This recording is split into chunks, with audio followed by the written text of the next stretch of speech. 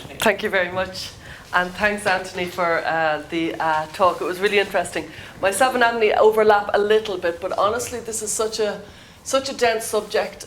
Honestly, I think you can do going over it. What do they say? Repetition is the mother of learning. So arguably it'll do us no harm. I have written a few books. My most recent is What Your Teen is Trying to Tell You. And if you're as interested in gender after this talk as I am, you might be interested in the podcast I have with a therapist called Sasha Ayad. It's called Gender A Wider Lens. And it's a labour of love. We really do love doing it, but it takes a huge amount of time and a massive amount of focus. There are lots of organisations involved in gender these days. And so if you're so minded, and hopefully you will be after these talks and after our questions and answers later, do consider joining up, whatever one makes, takes your fancy. I know Anthony through CAN SG, which is the Clinical Advisory Network, Sex and Gender, but there's loads of them, and they all have a different emphasis, and they generally welcome volunteers, and generally we can put you to work in any way you want. I'm going to remind you, I don't want to bore you, but I am going to remind you of a few definitions. As you said earlier, language has changed. There's been a kind of a language creep where suddenly what you've always known, people are questioning. And I think we have to stand in authority and, stand straight towards any sort of creep of language and allow sex to be sex and gender to be gender. So, for example, sex is the system by which a human is classified, whether it's female or male. Like I said, there is a bit of overlap, but we go at it a slightly different way, so there's no harm. Our reproductive systems would be where our sex is classified. While gender is, as they often say, a social construct, it is culturally influenced, it's societal expectations. In a lot of ways, some people use a kind of an easy rule of thumb, which is sex is male or female, and gender is feminine or masculine. So you can be a feminine boy, you can be a masculine girl. You can play around with gender. It's a nice, easy way of looking at it. Like I say, sex, male or female, that's what you're born. We're born in our bodies, we're born as our bodies. And then gender is how gender kind of comes in at you from a whole vast range of reasons why your gender could be impacted. While intersex is an umbrella term for over 40 medical conditions. And a friend of mine, Claire Graham, she's an intersex advocate, and she was born with an intersex condition, MRKH it's called. They're often acronyms, they're often little letters. And it's interesting, she was born with that condition, but she didn't know she was born with an intersex condition until she was about 18. So when she was about 12 or 13, she didn't get her period. Born a perfect body as a little girl, nothing notable that you could say was any different. But she didn't get her period at 13 or 14 or 15 or 16. By the time she was 18, she went to the doctor. Her mother brought her to the doctor, and it turned out she didn't have a womb. And you wouldn't have known it, you know what I mean? So that's an example of an intersex condition. It's not something that you could, didn't make her any less female. It was just, this was something. Some other people would be, let's say, something might be wrong with their genitals, so you can see at birth that they're intersex. But it's a side issue that sometimes gets thrown in for example, rather than LGBTQ, some people are using the acronym, and it really bothers me if I'm honest, and they say LGBTI, as if you can identify as intersex, the I being intersex. So it just gets thrown in this world where acronyms and jargon and words are thrown around quickly and fast, and so it's worth kind of really thinking.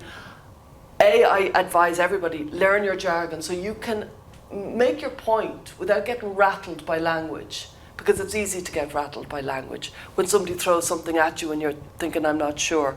And the good news, yes, the jargon is heavy. The good news is it's only about 40 or so words. It's not that many, and it's worth learning, because you can feel so at sea with the acronyms and the words. And then when you've learned them, you think, oh no, this is doable. It's not as difficult as that. So trans is one of those words. It's an umbrella term. It can mean anything, really. You can identify as trans, and it's an umbrella term to encompass anybody who believes their gender isn't the same as their sex. You don't have to have a medical operation. You don't have to have any surgical intervention. You can just identify as trans. So it's a culturally accepted word at this stage. It used to mean, back in the day, some decades ago, it meant a person who had undergone medical interventions to try to present as the opposite sex. And that was a transsexual, and that's what trans meant. Around about 1996, it was quite interesting. They merged the words transsexual and transvestite, and they called it transgender. And transvestite was, you know, a man who liked cross-dressing. Transsexual was somebody who'd had interventions, and they merged to do and created this umbrella term. A lot of merging happened in the 1990s, which was quite interesting. In the 1990s, they also merged. They made the acronym LGBT. They merged lesbian, gay rights, which we'd all grown up with, and you know, you heard about lesbian, gay, bisexual, lots of different variations of that phrase was very, very common in the 80s and 90s, certainly in my world. And then in the 90s, they brought in a T and they made it LGBT. And they've kind of traced this back, and it was honestly done. Now, why it was done, you could have a conference on all that, of course, to be honest. But it seemed to be quite inadvertent. Like, they have similar concerns, people who might transition, versus people who are lesbian, gay, and bisexual. Arguably, they felt like they were outliers from society. Arguably, they thought there was more strength in merging. It has created a merging of our understanding of what is trans and what is gay. It's created a lot of kind of presumptions that this is a similar scenario, when honestly it was done, as far as I can see, as a political move for strength, which, there's a lot to say for that. So trans isn't a diagnosis, as it says there, but gender dysphoria is a diagnosis. And by the way, there's no equivalent for gay. There isn't an equivalent. Back in the day, there was terrible barbaric kind of practices happening on people with who are gay, and thankfully they've been wiped out since. And I'll talk about a little bit more of that soon. The reason why I called this talk best practice in relation to gender-related distress is because, yet again, and there's a lot of focus on language in this world, yet again the language is controversial. What word will we use suddenly defines you. It reminds me, I'm from Ireland, it often reminds me of Northern Ireland. If you use certain words, you were either unionist or nationalist, and everybody else just stepped back and said nothing because they were afraid of their life of getting something wrong. So everybody just went silent, and then real experts talked in extraordinary jargon and nobody else could follow it. I think something very similar has happened in this debate, that you've got experts on a very high level using words that immediately indicate where they stand, and everybody else going, what's actually happening? I'd love to know, and I'm afraid to even ask a question, because apparently my language could be suspect. So I encourage you, and I can't wait for the question and answer part of this, and I think it'll be the most interesting part. No offence to me or Anthony, but it's where the really good stuff comes out, because people actually ask questions they're wondering about. So why I brought it up, I call it gender-related distress, because there's two organisations, the World Health Organization, who call it gender incongruence. They publish the ICD. While on the other hand, the APA published the DSM, the APA, and they call it gender dysphoria. So one crowd of gender incongruence, the other crowd of gender dysphoria, and I have gender-related distress to cover the whole lot. Just because you could be dancing with one or dancing with the other. So gender incongruence is, the incongruence between your gender. It's very similar if you look at it. And gender dysphoria is the distress felt around the incongruence. The point is they're both diagnosable conditions, and they are often associated with a lot of other coexisting conditions, like Anthony showed very well around autism, very high, ADHD, very linked, OCD, anxiety, eating disorders, body dysmorphia. There's a lot of conditions that are very heavily linked with gender-related distress. And that's something that we need to be aware of if we're working in this field. If we're going to have best practice, we need to know what we're talking about. We need to know the language. We need to be crystal clear on the language if we're going to have best practice. And words like trans don't really cut it because they're too umbrella, they're too vague. and we need to be specific about what we're talking about. As you know, best practice is the standard that is known to produce good outcomes. As Anthony has shown us, we don't know the good outcomes. We don't have the evidence. We don't have long-term evidence, so we can't say we have best practice. We certainly can't have best practice for puberty blockers. We've only been giving them in any great numbers in the last decade or so we've no long-term impact. We have, a small number of studies that are cause for quite serious concern, and we don't have anything else to rely on. There's a presumption on an amazing number of people who presume that there is best practice, that this has an evidence base. And it's often a huge turning point, and it might be a turning point in people in this room today when they hear, no, there is no long-term evidence base for this. This is not a world where there is a long-term evidence base. There is one long-term, let's say, study on trans, and would have been transsexual at the time, trans people. It went from about 1973 for 40 years, and it was in Sweden, and they were following up the outcomes, the long-term outcomes of people. Very hard to compare it in a way with today because there's a lot more acceptance. However, Sweden was arguably the most accepting. They were the pioneers of paediatric transition, by the way. And what they showed was this was a population who had huge difficulties post-medical transition. They're more than 19 times more likely to die by suicide post-medical transition. They're more likely to have psychiatric attendance in psychiatric hospitals. They're more likely to go to prison. So it's not as if this isn't a highly vulnerable cohort that remains highly vulnerable. So whether they were vulnerable pre or post is something that needs a huge amount of research. We're living in a world here that hasn't got evidence to support very many actions. So my own position and many others would be, well, then we should hasten slowly. Then we should operate with extreme caution and care and be very, very slow to make radical, heavy medical interventions because we don't have enough information to argue for that. So yeah, just to point out, best current practice, which could be what some people are using now, is a de facto level of performance in some disciplines, for example, engineering, IT, more flexible because things are continually evolving. Arguably, that's where we are now. But the best current practice, the evidence is so bad, as Anthony showed us so well on the famous Dutch protocol, which is on the basis on which all puberty blockers are being administered. It's a very poor study, where one child died out of 70. So we're not in a world where best practice is being adhered to. And how it came about is only emerges when you start studying, well, what has just happened in the last 50 years? Where have we come from? Because if we study, let's say, the evolution of cancer and how we treated it, or the evolution of, for example, schizophrenia and stuff, we get to best practice. It mightn't be perfect, but we've certainly got to a much better place. While if you get to the evolution of how we treat, these are heavy medical, interventions.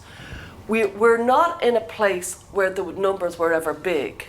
So all the studies are small. And that has limited it, in fairness, it has really limited it. But just so you know, the history of it is, in 1978, there was a huge influx, a lot of kind of emphasis really on transitioning in the 60s and 70s. It was a small group of people who were very interested in it. Harry Benjamin was a key figure. He wrote a book called The Transsexual Phenomenon in 1966. And he established the first of the terrible acronyms, the HBI-GDA, in 1978. And that was called the Harry Benjamin International Gender Dysphoria Association. And the idea was, let's have an association to promote transgender health. Wouldn't have been transgender health, it would have been transsexual health. And what they were basically trans people and professionals coming together for their first conference. 1979, they produced their first standards of care. It wasn't an official standards of care, and it still isn't all these years later.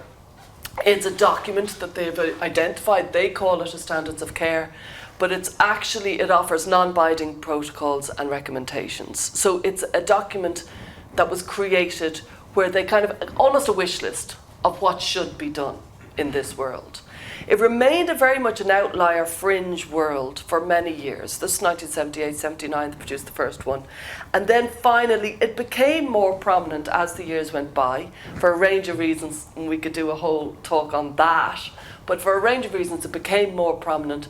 And by 2007 they changed the name of the HBI GDA to WPATH. And that was changed in 2007. Still a loose group of professionals and trans people, and it's called the World Professional Association for Transgender Health. And the concept is to promote transgender health care. And they produce different standards of care, which I object to their phrasing of standards. I really should have a better background, sorry about that. They call it standards of care, but it's a self-identified moniker, and it doesn't meet the criteria which a clinician needs to call it as standards of care. It's a self-described. They're using it loosely, and they're not.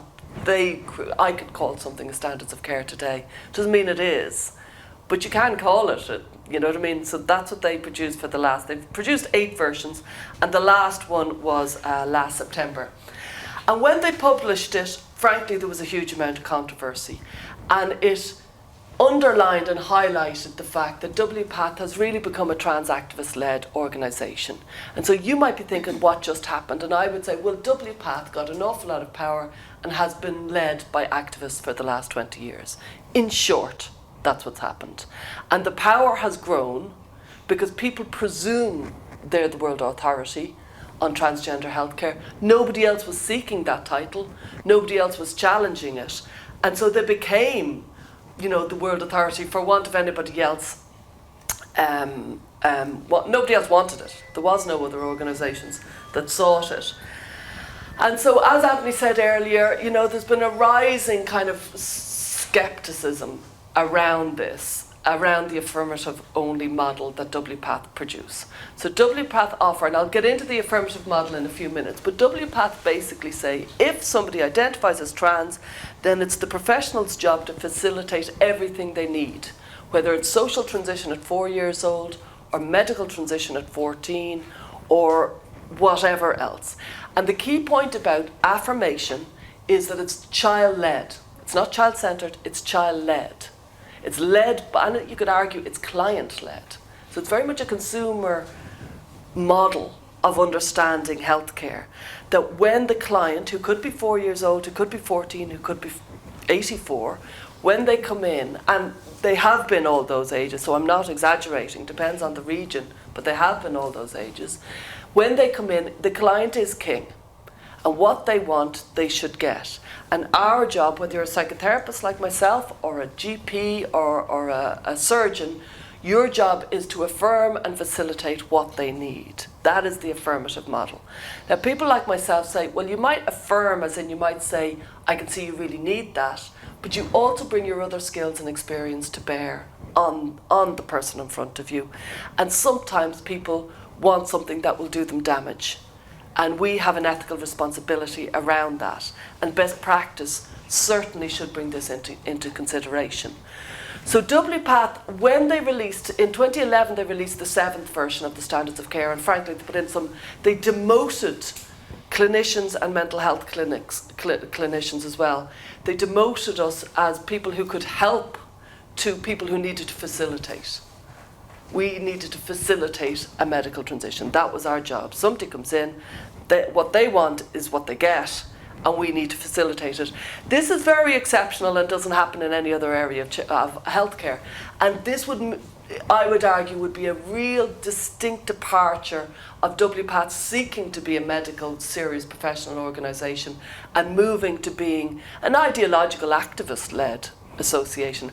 And I know quite a few, this is a small field, so we all know each other. I know quite a few people who left WPATH in the early noughties who said that it was overtaken by activists and you couldn't get your word in. Should they have stayed or not is debatable, but they left. A lot of them left, and I can see why. But when they released it, I had seen a version, and they asked for a comment on standards of care last December. So of course we provided much comment from last December until September. So they released a version last December, looking for comment. They got a lot of comment, and then they released the official version in September. In the December version, so about 9 months previous, they had a chapter on ethics. In the September version, they eliminated it. I know somebody who actually was a key figure in writing that ethical chapter. The entire chapter was removed from the Standards of Care. So now Standards of Care 8 does not have a chapter on ethics.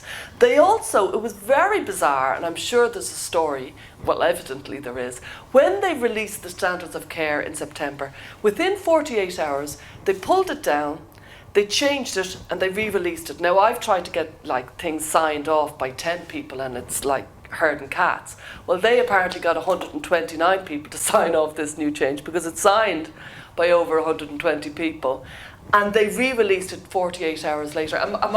Are you? Yeah, I hope I haven't gone into the weeds too much. Anyway, when they released it, they had removed all the ages, all the minimum ages for surgical interventions. So they had a minimum age of 14 for a mastectomy. They had a minimum age for 15 for vaginoplasty and other minimum ages. They removed all of those minimum ages. They left one for phalloplasty, but they removed everything else. As in, again, client is king. If they want it, they'll get it. We're not going to impose a doctorly view on when a teenager might want a mastectomy. Now, when you stand back and look at that, it's an extraordinary decision. It's an extraordinary decision that seemed to have happened in a very strange way because they had ages, and then 48 hours they published them. They also included, like there's a lot in this Standards of Care that just completely discredits this organisation as a serious organisation. For example, they included a eunuch, a chapter on eunuchs, and they called it an identity. And yeah, you know, some of your faces are like, what, eunuchs? Yeah, eunuchs from, you know, the last century or 2 centuries ago, which were a very sad part of our history and a huge amount of distress. They've put it in as an identity that, again, we clinicians will need to affirm, which would be, you know, full castration. And they didn't, and I think this, for me, who works with detransitioners so much, the most egregious thing they did is they didn't include a chapter for detransitioners. Even though when I first started working in this field, quite seriously, I was working a little bit, but in 2019 I started working seriously, and I was working with detransitioners, and there was less than 1,000 members of detransitioners on the Reddit subreddit DTrans. And so this is a platform, it's an online platform, it's not at all, you can't rely on it, but you can look at the numbers and see the interest. So there was under 1,000 members in 2019, and now, today, there's over 47,000 members. Now that's extraordinary numbers in 4 years. So in 4 years, that platform, now if you want to know anything about detransitioners, go on that. Just go on it have a cup of tea for a half an hour, go on that platform, and you'll just see harrowing stories of people who are young, often autistic, often have other mental health, very anxious, very lost, saying, I think I've made a mistake. What am I meant to do now? While what WPATH chose to do, and these are very young, very vulnerable, they chose to say detransition is something you can identify as, and they gave no care. There's no standards for anybody who are working. We offer, in GenSpec, we offer subsidies for people who want mental health support, like psychotherapy, for detransitioners. And so we offer, to pay the counsellor if the detransitioner is seeking therapy. But what happens is, so many of the therapists, we now have to offer training for these therapists, because so many of these clinicians, they're afraid to work with detransitioners. They don't know what the work involves. And WPATH, the authority, chose not to even give anything to it. So it was a terrible document, and I think it has shown itself to discredit itself as a serious document. And as a result, we as clinicians need to start stepping up and offering other frameworks, becoming involved in organisations that are offering others, because it's got too Wild West, frankly. You know what I mean? It's got too wild. Anthony talked about the CATS review and JIDS at the Tavistock. The quick snapshot is December 19, Ciara Bell first took her court case. November 20, quite quickly afterwards, the CQC rated the service as inadequate. March 22, there was an interim report. And effectively, by August 22, Cass said this service should be shut down. That's down in London. In Ireland and in Scotland, they've continued on blithely, as if this hasn't happened, as if our very, very near neighbours haven't said, we've carried out a very full inspection and this isn't adequate. It's inadequate, it should be closed. And so I think Scotland and Ireland, you go into territory where when you look back in history and you think, what just happened? And there's often a line in the sand where you think, and now they knew but they continued on. Well, that's where Scotland and Ireland have gone into. They know and they've continued on. Arguably, England and Wales will get away with it on some level because they tried to close it down. They carried out the review. Not great. Many of us might have read Hannah Barnes' book, but they have done something about it. What Scotland and Ireland are choosing, and many other countries are choosing to do, is to look away in the face of deep damage is being caused to among the most vulnerable. We're talking about autistic children, we're talking about very distressed, highly diagnosed children that's happened. One of the reasons many people who work in this field, and I've just been reading a book by a woman whose child transitioned, often, trying to get a good understanding of what's going on, they truly seem to equate it as a different type of gay. Do you know what I mean? And that's the most easy. So I like to kind of unpack that there's really no kind of parallel between sexual orientation and gender identity. But when I talk to clinicians who work with this, and I talk about best practice, they go back to, we used to think gay was a sickness, and now we've moved on. Now we think trans is a sickness, and we will move on. And they equate the two. They absolutely see the two as parallel civil rights situations, and that's why they think so genuinely that people like myself might be bigoted. They honestly think this is very, very similar, while I don't at all. I think they're very, very different experiences. So as you know, sexual orientation is your relationship to other people who you fancy, other people. It's attraction to other people. While sexual orientation is to other people, gender identity is your relationship with yourself. It's in your head. So sexual orientation is your physical response to people who you fancy, while gender identity is completely subjective, it's completely self-reported, and it's completely psychological. There is no physical drive within it. About 70 to 80, this is where it gets tricky, and you forgive me if you think I give up, this is too hard. But everything to do with this subject is complex. Very interesting, but it's very complex. So, about 70 to 80% of children who will eventually become gay, lesbian, or bisexual are gender non-conforming as children. They present like the feminine boy, the masculine girl, very often grow up to be lesbian or gay. I don't think we figured out why. Why is that? I've had a lot of people give lots of reasons, but why is actually that? It's arguably a very interesting point. But the big key point is, so many of them say, I hated being a boy. I wanted to be a girl. I wanted to play with the dresses. I wanted to flap around. I hated football. It was dirty. I just wanted to be really pretty. And I hated being a boy. And then puberty kicked in. And they started fancying other boys. And then suddenly, through puberty into a sexual awakening, they very much wanted to be a boy because they were kind of having a sexual awakening and coming to terms with themselves. So long as society wasn't homophobic, it was suddenly very joyful as you've met. You know what I mean? They enjoy it then. You know what I mean? I'm a man, I fancy other men, and I enjoy it.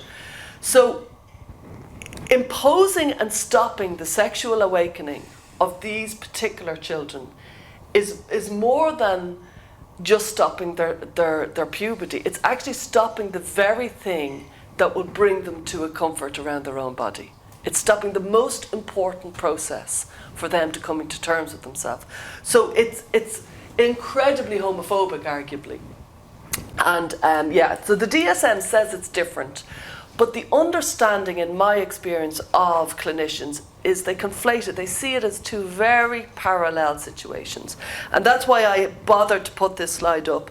Some of you might say this is blindingly obvious. I think it's the key to why there's two such highly controversial sides, both sides thinking the other side is just awful, is because people conflate it with being gay. So coming out as trans is not the same as coming out as gay. There's no heavy medical burden when you come out as gay. So being gay doesn't require any participation from family or friends. If a little girl told me today that she was lesbian, I'd say that's nice. There is no additional, call me he, him, let me go to these toilets, let me be on this team, let me change names and pronouns. There's nothing. That's nice. You know what I mean? Go and be whoever you are. Make sure you don't do anything underage and, off you go, frankly. While being gay is also, it's empirically testable, always awkward to say this in a group, but if I was to study, if anybody was to put physical kind of, what are they called? Sticker things on a person, you can test whether somebody is attracted to a man or a woman. You can test by their erections, by their pulse, by their blood flow, etc. It's actually physically driven. While, there it is. It's evident in the animal kingdom, it's physically driven. There is no equivalent test. There's no way to test whether somebody is, for example, wants to transition or has gender dysphoria. It's self-reported, it's psychological, completely their own report. And so we don't know, we can't test it, which is a huge difference. Obviously it doesn't carry a medical burden, has no associated conditions. Being gay is being gay, anybody can be gay, and there's no associated conditions with autism, which is the big link, ADHD, OCD, and all the other links. So the last one, there's no equivalence with gender-related distress. There's no equivalent diagnosis. Now people could say, but there was decades ago, and that's why we've got into this hotness. People used to see gay as being an illness, now they don't. They now see trans as being an illness, and one day they won't. And I would say they're very, very, very different conditions. Just because a T was added to an LGB in the 90s, frankly for funding more than anything and political reasons, doesn't mean they're similar experiences. They're incredibly different. So as it says there, it kind of says the same thing as the last slide, so I want to go on, but it's a diagnosable mental health condition, depends on self-report, requires active participation, only exists in certain cultures. A lot of people talk about, and the book I'm reading talks about it, and all the different cultures, like in Samoa there was the Fa'afafine, and in Mexico there was the Mushe, and there was all these different tribes that had another gender. And when you study it, you find, what it was actually was tribes made place very often for very feminine men, and they kind of called them girly boys. And they had different phrases, like Fa'afafine or Mushe, but that's effectively what it was. Gay men making themselves very feminine and having sex with other men, and they wanted to give a word to it. This is back in the day, and they came up with words like Fa'afafine, Mushe, different tribes. That does not mean that there was trans in all these cultures. It means that these were homophobic societies to a greater or lesser extent, because some of them were very, very welcoming, but they were differentiating between gay men and heterosexual men. And frankly, the lesbians didn't get much of a look in with all of these. As always, that could be a t-shirt. And the lesbians didn't get much of a look in. So yeah, they didn't really get. So this idea that it's always been in time, it's given me pins in my eyes when I'm reading it in a book that she's talking about all these. And I've read up about them. I know the history of these cultures and who they are. What can get in a book these days is extraordinary, by the way. So yeah, it's psychologically driven, it's not evident in the animal kingdom. And really key point, depends on a stereotypical understanding of what it is to be in a boy and a girl. So why can't you be a boy? I don't want to run on. Why can't you be a feminine boy and run around in fairy dresses and have a little crown and be incredibly feminine and have your puberty and still have your penis and not block it and still run around whatever way you want? Why can't we expand our society into a non-medicalized way of seeing things, rather than saying medicalize that person so that they fit our stereotypical version of what it is to be a girl or a boy? And as it says there, typically linked with other conditions, as I said, and complicated by gender dysphoria. So if we're going to go to best practice, we need a few theories to know, well, where are we going? We've no evidence base. And as you said, you come from a time of evidence base. That seems to have gone, and now it's how you feel. And so there are a few theories. They're kind of interesting. As I said before, there is no evidence base, so you're only going to be going on good working theories. And the gender identity theory is probably the strongest one at the moment. That's very, it was started in the 1960s. It kind of got nowhere because the people who first brought it up turned out to be very, very difficult people who had terrible histories. John Money is the main guy, and you know, he did some terrible things, and he's been linked with paedophilia and stuff like that. So, you know, the theorists behind gender identity theory certainly don't cover gender identity theory in glory. We'll put that aside. Let's just look at what the theory is. And it means that I believe there's an identity within me. It's unfalsifiable. It's very like my mother is a Catholic, and she says I have a Christian soul because I was baptized. And who am I to argue with her? She tells me I have it. Other people might say you have a gender identity, and you might say you don't, and they'd say, ah, but you do. Like my mom says to me, yeah, oh, you do have a Christian soul. And so it's in there, it's somewhere within you. You can't put your finger on it, and no science has ever shown it, but it's there. And the idea is, if that identity doesn't suit your body, you should be helped to medically transition or socially transition as fast as possible, which is why clinicians need to facilitate transition as and when the person needs it. Because you don't know what it's like to have a gender identity different to your body, and so you should help them work that identity to match. That's the big concept we're living with. And I would argue, we don't know that there's such thing as gender identity. Some people would say, and people like me, I would say that we're born in our bodies and as our bodies. And that when I die, my body will die. And there isn't something within me that makes me more boyish or girlish. I have hormones, and the hormones dictate my body, and the hormones, frankly, very much with me, dictate my personality, my moods, my all sorts of things. And so I would say I'm a result of my body. So the idea that somebody would have a gender identity just doesn't cut any ice. I mean, like, it's so physically driven. But other people would say, you could have all of that and still have a gender identity and still need to transition. So it's a key theory. The biological model is the one that most people have if they don't know very much about it, and they presume there's something going on with gender, and this must be that some people are born half boy, half girl, and they need to become a boy. It's a very vague theory. There's no science behind it. People will always talk about lady brains. There was one study that basically showed trans women are very feminine, and yeah, they are. That doesn't mean that there's some sort of proof for a lady brain. You know, why somebody's feminine is nothing to do with their brain. So there's no evidence behind this, but it's the one people go to if you were to talk to your mother or your sister or your brother. That's the one they'll say, isn't there some sort of biological behind that? They presume there is, because why else is everybody talking about it? The developmental model, which is kind of where I come in, it's an adaptive life strategy. I had very strong gender issues as a kid, and you want to be the opposite sex for whatever reason. Some people are distressed and they want to lose an awful lot of weight and they become anorexic. Some people are distressed and they become focused on germs, maybe after COVID, and they end up with kind of a health fixation or OCD. Some people, how we channel our distress, the human has shown us, is vast. Some people become alcoholics, some people become, depressed, anxious. And some people develop a fixation on their gender and they want to become the opposite. And there's almost nothing more alluring when you're 14 and you hate your body and it's all wrong and you're autistic and you're lonely and all you want, somebody says you could be a different person with a different body. And nobody will be able to refer to that old self that you hate and you're ashamed about. Nobody can ever even mention that, because that's called dead naming. You can leave yourself behind and become a different person and a different identity.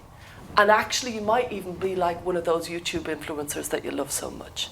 You can see why young people in their droves would say, yeah, I'll become somebody else. It's like the E. E. Cummings poem, "There's another universe next door, will we go?" I've obviously mangled the quote, but you know the point. As in, would you come somebody else? When you're at your most lowest and you hate your body, some people would say, yes, absolutely, I'd become somebody else. And so they buy into the idea that you can go and be somebody else. And I would say it's riddled with cruel optimism. You know, it's a cruel kind of idea that to tell people. And they get fixated. And then the biopsychosocial model, which I always leave open to it being, it could be, we don't know, we haven't got evidence, but it could be a little bit of biology, it could be a little bit extra estrogen or a little bit of extra testosterone. I wouldn't be stunned if I learned that I had more testosterone. That's probably why I'm standing up here talking than other people. I don't know though, you know what I mean, who knows? Or it could be as well your sociological impact, your psychological impact. Do you know what I mean? So it could be a combination. It seems to me a good theory. So there are different theories, and it's good if you know them if you are interested. I like these options because I think it gives it to you straight. Well, if you want best practice, here's 3 things that can be done. 1, your gender can align with your biological body, okay? And that means the person, the sense of gender can change, and you can say, this is the body I'm stuck with, I might as well get used to it and start working with the cards I've been given. So that's, you know, what some people do. As in, I want to be a boy, I can't be a boy, I'm stuck being a girl, I might as well work with it. And then over time maybe become pleased or accepting of the fact. Wish I was born a boy, but I'm not, and so I'm going this way. The other option is the body can be aligned with the gender. So that would mean, I want to be a boy and now I'm going to change my body to become a boy. So that's the second option. So like I say, I'm distilling it into 3 basic options. You can change your mind, you can change your body, or the third one, which always works on some level, to a greater or lesser extent, your ability to manage your distress can be improved. Your coping skills can be improved. Your distress tolerance can be improved. Maybe not very much for some people, maybe quite a huge amount for others. So they're the 3 basic options. You change your mind, you change your body, or you, sorry for the mic, or else you improve your ability to handle your distress tolerance. And as a clinician, I think it's very good to have that in your head. This is what's offered. And often I say it to people. Well, these are the 3 options. And one of them leads to going to hospital lists and waiting rooms and infertility and sexual dysfunction and many other issues such as, you know, cardio problems and stuff. One of them doesn't lead to that. And the third option always will help you. So let's start with the third option. Let's help you manage your distress tolerance. So I'm very fond of that particular slide. I do look forward to any questions later on to both me and Anthony. So yeah, our role as mental health professionals, you know, we know all this. Be empathetic, be compassionate, be patient, respectful of the patient's defences. If they really, really need to be seen as a boy, we have to be respectful of that. Sensitive to the risk of social influence. Anthony spoke about that. I think it's very important to be alert to the impact of other conditions. There's loads of acronyms there. And by the way, often it's really emerging that females are often undiagnosed as autism, and this is a key part. Huge rise in females, and also at the very same time, a huge kind of notable understanding that female autism is underdiagnosed. So there it is, autism spectrum, ADHD, OCD, body dysmorphia disorder. If they go on and on and on and on and on about how much they hate their breasts, maybe we're talking about body dysmorphia, and this isn't gender. Maybe it's culturally acceptable to see this as gender, but actually, when I looked at a study that Mike Bailey did recently of about 1,656 reports from parents of their children's gender issues. And it was quite interesting because about 60% of the girls had socially transitioned, as in they were wearing clothes of the opposite, but 76% of them were wearing binders. The level of hatred of their breasts, was phenomenal. They're all wearing binders. They hate their breasts. And when you study this, and we could go into it for some time, you'd realise that, you know, the teenager as a concept kind of came into being with knobs on in the 1950s. It kind of started in the 1911, 1912 and stuff with Stanley Hall, but really as a concept it became kind of the teenager, James Dean, 1950s. You know what I mean? There was a huge amount of money to be made being a teenager. They hadn't really been given a place in society previous to this. And quite quickly, the songs, the films talked about girls in a very hypersexualized way. And quite quickly as well, girls, quite quickly, if you look at it, by the 60s and 70s, anorexia was making its way into it. A kind of rejection of being seen as a sexual person. The heavy focus on the sexual kind of attraction towards the female teenager hasn't gone well, arguably. And you could see, like if you look at it, it went from anorexia, let's say the 1960s, 70s it started. These are girls just kind of shrinking away from being seen, arguably, being seen as a sexual object. Then it moved into bulimia, and that first became seen in around about the 1980s, was seen as strangely and as exotically as we now see gender, as in, what is this? They're vomiting? Why are they vomiting? This is extraordinary. Then it moved, it's like a golden thread, then it moved to self-harming. And what are they doing? They're hurting themselves, they're cutting themselves. Again, clinicians would be in conferences just like this, kind of go, what's going down here? And now it seems to have arguably moved to gender. What, they don't want to be a girl, they're binding their breasts, which is frankly an elaborate form of self-harm because it causes a huge amount of pain. So you could see girls hating their bodies has become a very clear thread within mental health in the last 50 years. And you could, it was just an idea that I formed around it, but you could see where I'm coming from with it. And it's an interesting point. I better be careful with time, because I can talk. What? Plenty of time. Oh, am I? Yeah, good. Because as my ma says, I'll talk to a pass and leave. So, I just want to talk a little bit about conversion therapy. I think it's very, very important we address it full on and with honesty and transparency. So up until around about 2015, the accepted understanding of conversion therapy was basically the abhorrent changes to attempts to change a person's sexual orientation from gay to straight. And they used demeaning and painful practices such as electric shock therapy, forced watching of pornography, and corrective rape. It was a disgraceful, disgusting, barbaric practice that should never have happened. And it happened for millennia. There seems to be a huge amount of natural group aversion to it that was just extraordinarily heavy on gay, lesbian, and bisexual. I probably shouldn't say natural, but it just seemed to be a collective, very, very dark response to being lesbian, gay, and bisexual. Thankfully, we've become more civilized as time went on, and thankfully we've realized this was a terrible thing that should never have happened, that terrible injustice has happened to people. Awful lives of quiet desperation were led, and we have moved on. Psychotherapy didn't cover itself in glory with this. I would argue that could never have been described as therapy. It should have only been described as practices. And it's interesting, when they did a scoping survey in Ireland and Europe looking for conversion therapy in the last 20 years, they found no conversion therapy, except they did find some conversion practices carried out by religious zealots who were also carrying out exorcism. So these were extreme religious zealots. They're the only people left, arguably, carrying this out. And, you know, honestly, it's so bizarre. They shouldn't be, but certainly no members of any reputable psychotherapy body or clinical body. It's already covered in our guidelines. Nobody's going to carry it out. Nobody is going to remain accredited and carry it out. And as I said, it's found among religious zealots.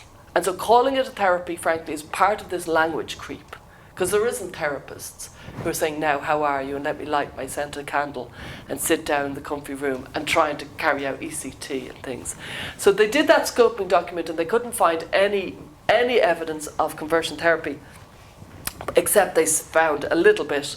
It was actually in County Down in Northern Ireland, of religious zealots carrying out this kind of extreme religious. I'd say it was a tiny little group, but who knows. And so then they did another, very much like what Anthony talked about with the online surveys and the cash prizes. So the politicians want to bring in these conversion therapy bans because it's cheap, it's quick, it's like a corporate company, it's like, you know, a bank saying, yeah, let's all support rainbows. We just stick rainbow on our lanyard, suddenly we're pride, suddenly we can tick loads of boxes, we've done loads of diversity, woohoo, it's very easy, very cheap, and very quick. What corporation won't do it? Politicians are very, I would argue, are very into bringing in these conversion therapy bans, even though they're already covered in our ethical guidelines, because it's cheap and it looks good. And so why bring in something that there is none? Well, it looks good and it makes them look very kind of with it, you know what I mean? Like we've got a lot of diversity and we're really championing the minorities. And so when they went ahead and did a second survey because they didn't get the results they wanted the first one, which just said there's a couple of religious zealots trying to perform it up in County Down. And so they did another one. This is Ireland and Europe. And so they did another survey, but this time they said online anonymous people can also participate in the survey. And so the second time round they did the exact same survey, but they gave permission to online anonymous participants, and suddenly they did find evidence of conversion therapy. But they gave themselves away because some of the answers were fairly crazy. One person said when they were 12 years old they got electric convulsive therapy. Now, there was no ECT for 12-year-old gay or trans kids in the last. You know, it just didn't happen. You know what I mean? These are online surveys that are frankly null and void if you ask me. Trans conversion therapy is been kind of stuck on to our understanding of conversion therapy in the last 8 years. It was stuck on in about 2015, and they started to say gay and trans, gay and trans. And in a way it's created a chilling effect on therapists. Conventional ethical psychotherapy is not conversion therapy. Psychotherapy explores, I'm a psychotherapist, we explore what you're coming from, what are your psychological drives, where are you today? Where do you want to be? You know what I mean? It's a gentle, compassionate process. And there's a lot of course, there's a lot of bad psychotherapists. There's a lot of bad in every profession. But very few are trying to be somebody who's talking about anything that would be trying to break somebody. That's not the kind of world we're in for therapy. So transconversion therapy is the term given to the practices whereby a therapist attempts to convince a person who identifies as trans to stop doing so. Ethical therapists don't have an agenda. We don't have a planned outcome for a client, as this would infringe on the person's freedom. So if somebody came to me and they were trans, I'd say, yeah, that's fine. How's your life going for you? What do we need to work on? What is working well? What isn't? If they wanted to embark on a series of heavy medical interventions, I'd make sure, because I'm a therapist, that they have the psychoeducation to know what that implies for their body. You know what I mean? How, you know, what are the risks of incontinence with phalloplasty? What are the risks of phalloplasty work? And what are the surgical complications we might be dealing with?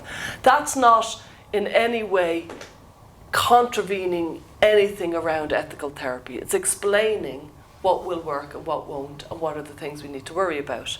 And I would do the same if they wanted to move to Alaska. Let's have a look at it. Let's see the ups and downs, the pros and cons, you know what I mean? There's a lot in this decision. Let's not go in lightly, and let's not try to do any scare tactics. Let's just make sure that you're fully informed of what's going on. And that's what a good therapist will do. Many young people who identify as trans are experiencing internalized homophobia. They don't want to be a butch lesbian. Where are all the butch lesbians? They don't want to be them, and so they prefer to be a man. An ethical therapeutic process would be able to say this. They'd be able to explore this. What's your feelings about? I know you came out as lesbian, and then you got bullied, and then you came out as a boy. Let's discuss this whole process. What does the old name mean to you? You say you hate your old name Laura, but you love your new name Aidan. Tell me what Aidan represents and what does Laura represent. Let's look at the two. Do you know what I mean? So that's an ethical therapeutic process that people would be engaging in on every big decision.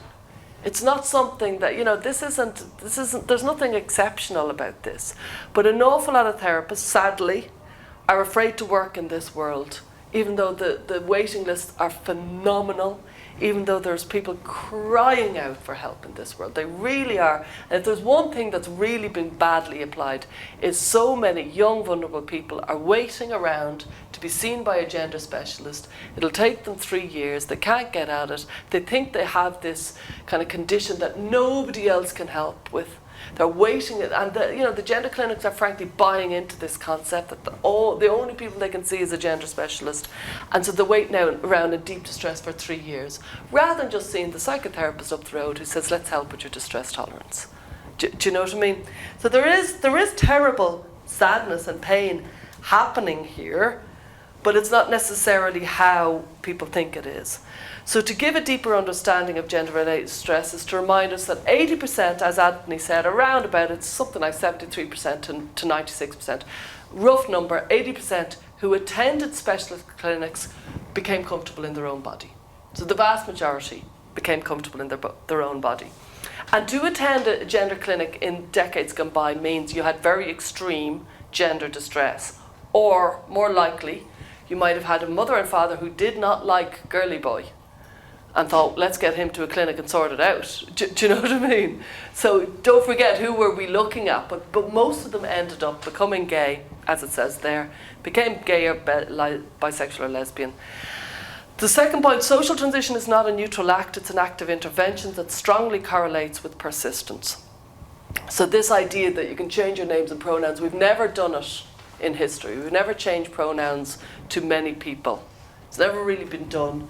We don't know the impact of it, and there isn't evidence, but the initial feedback seems to be, this seems to correlate with persistence. If you change, and intuition would say that would make sense. If you suddenly start calling a 4-year-old, and he was born a boy, a girl, and you give him female pronouns, by the time he's 6, 7, 8, he will be very kind of self-identified as a girl and horrified by the impending puberty.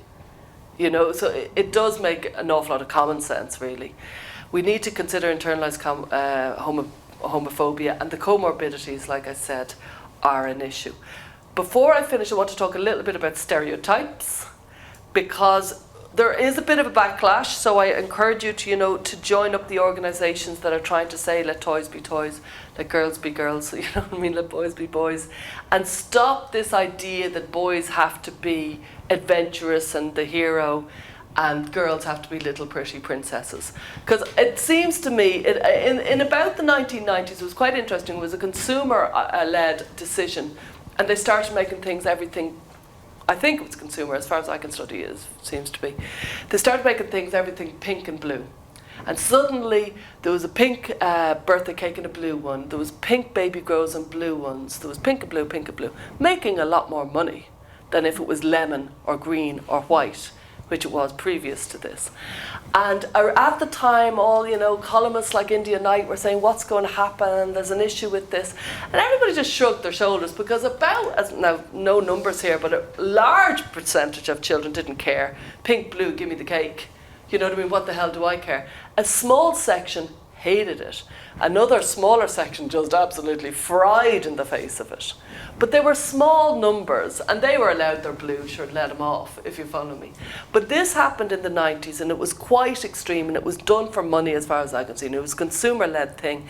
And now if you look at the pictures, like, God, you have an aisle of pink and an aisle of blue. It's extraordinary how regressive it is compared to the 80s and 90s, where you didn't see that. And so when you look at the actual criteria, and I encourage you to look at it, obviously you can see our slides later, you can contact us if you need them. If you look at it, the 5 out of the 8 criteria to be diagnosed clinically with gender dysphoria, this clinical diagnosis, relies on stereotypes. So 2 until 6, all of those.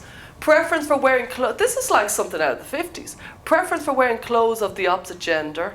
Number 3, preference for cross-gender roles, like playing Star Wars makes you a girl.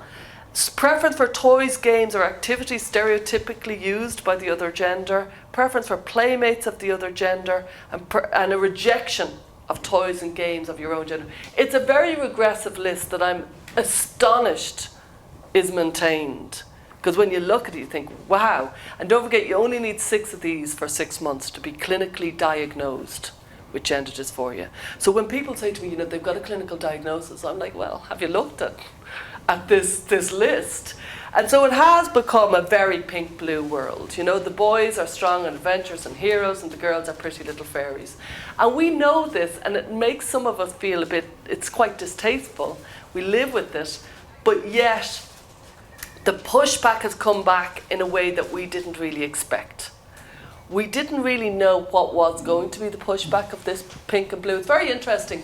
The first ever gender reveal party that was reported on in the media, you've heard of these gender reveal parties, where we'd all go together to a party and we'd say, I'm going to reveal the gender. I'm still pregnant, but I'm going to reveal the gender.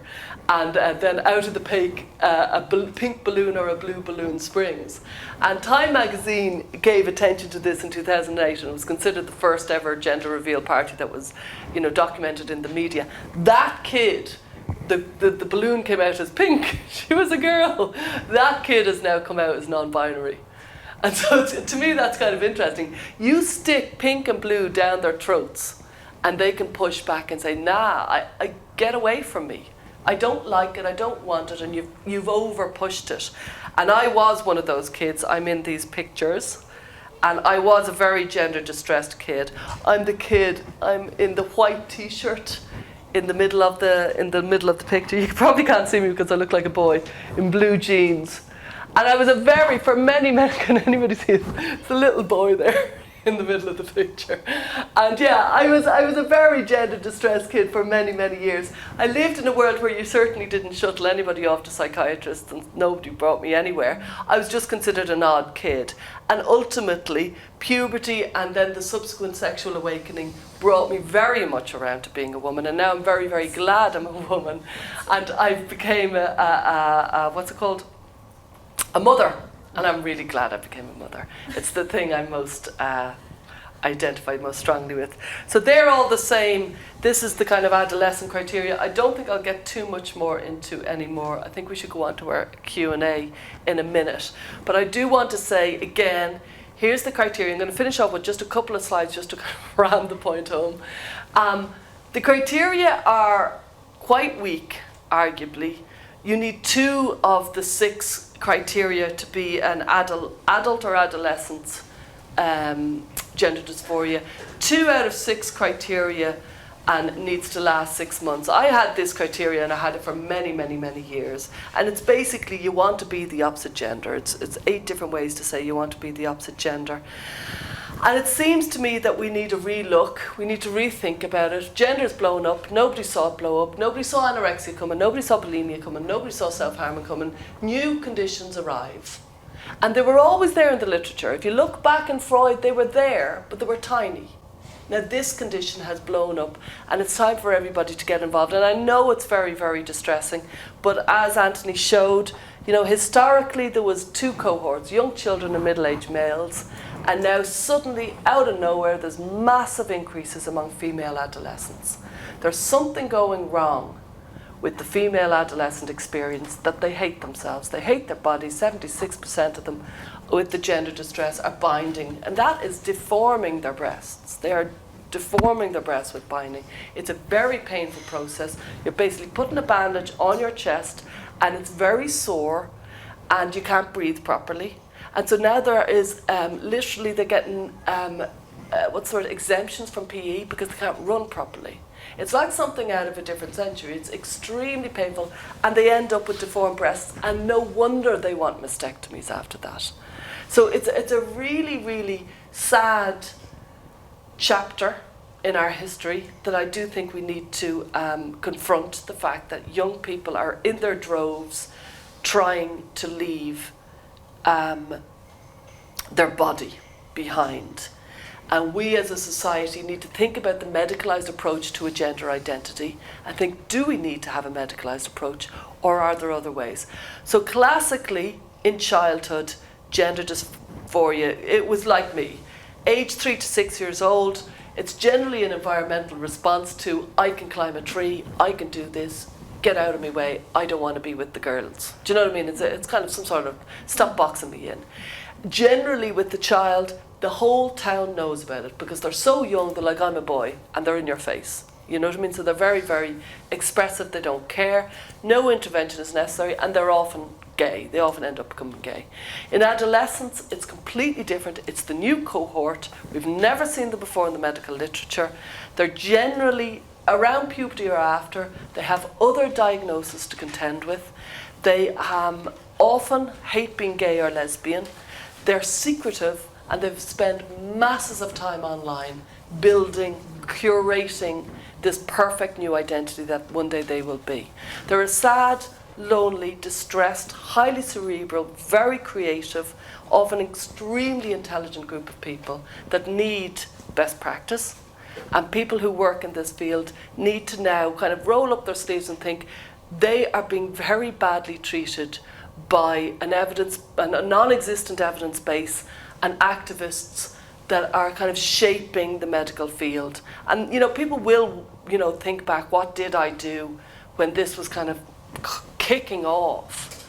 And by being in the room now, so you kind of have to get involved really with it. But I'll leave it at that, so thank you very much.